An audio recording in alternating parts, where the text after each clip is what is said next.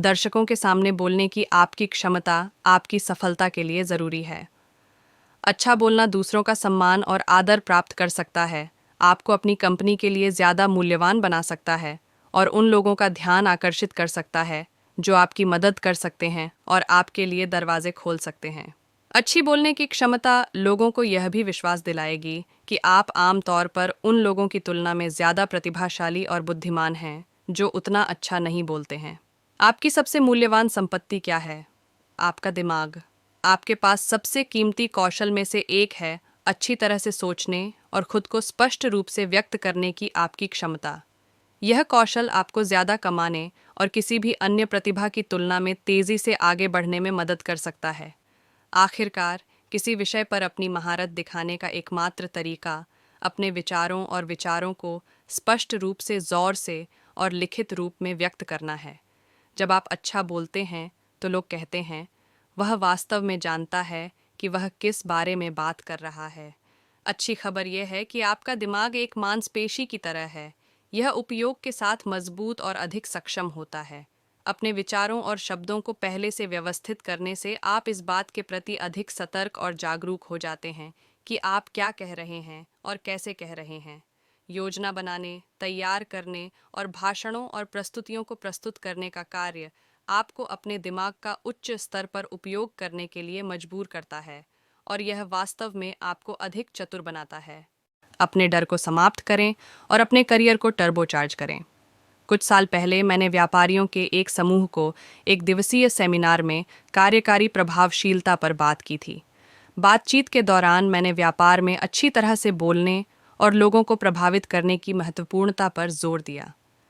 दिन के अंत में एक थोड़ा शर्मीले व्यापारी मेरे पास आए और मुझे बताया कि मेरी टिप्पणियों के परिणाम स्वरूप उन्होंने निर्णय लिया है कि वे एक अच्छे वक्ता बनने की कला सीखेंगे।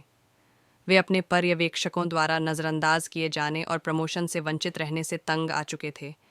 एक साल बाद मुझे उनसे एक पत्र प्राप्त हुआ जिसमें उन्होंने अपनी कहानी बताई। उन्होंने तुरंत अपने संकल्प पर कार्य किया।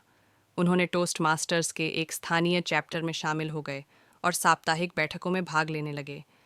प्रत्येक बैठक में प्रत्येक सदस्य को किसी विषय पर खड़े होकर बोलना पड़ता था और बैठक के अंत में प्रत्येक व्यक्ति को एक ग्रेड दिया जाता था।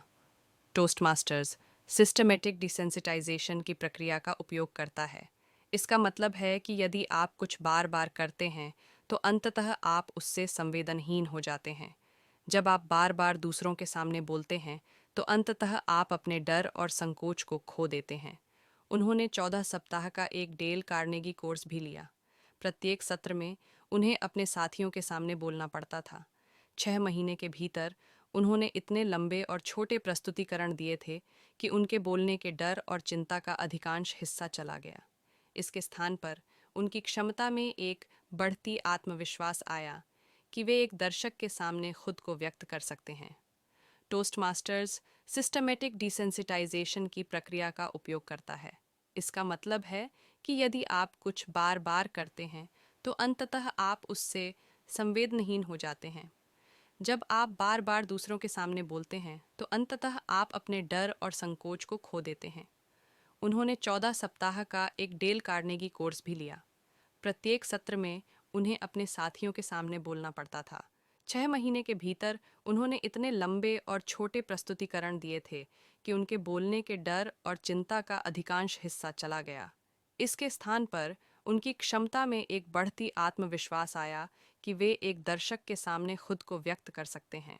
आपके लिए दरवाजे खुलते हैं। अपनी वृद्धि और विकास के इस बिंदु पर उसके इंजीनियरिंग फर्म में एक छोटी सी आपात स्थिति उत्पन्न हुई। कंपनी के एक साझेदार को एक ग्राहक कंपनी के सदस्यों को प्रस्तुति देनी थी, लेकिन साझेदार बीमार थे और बैठक में उपस्थित नहीं हो सके।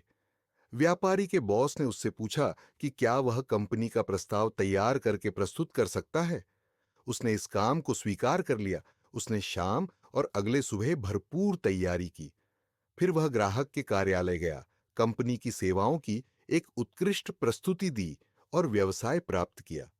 जब वह कार्यालय वापस आया तो उसके बॉस ने उसे बताया कि संभावित ग्राहक के अध्यक्ष ने फोन किया था और कंपनी की सेवाओं की इतनी अच्छी प्रस्तुति देने के लिए धन्यवाद दिया था। कुछ हफ्तों के भीतर उसे नियमित रूप से फर्म के संभावित ग्राहकों और मौजूदा ग्राहकों से मिलने के लिए भेजा जाने लगा। उसे पदोन्नत किया गया और फिर से पदोन्नत किया गया। जल्दी ही वह वरिष्ठ प्रबंधन का सदस्य बन गया और साझेदार बनने की राह पर था। उसने मुझे बताया कि एक अच्छे वक्ता बनने का निर्णय लेने और उस निर्णय का पालन करने से उसका पूरा जीवन बदल गया।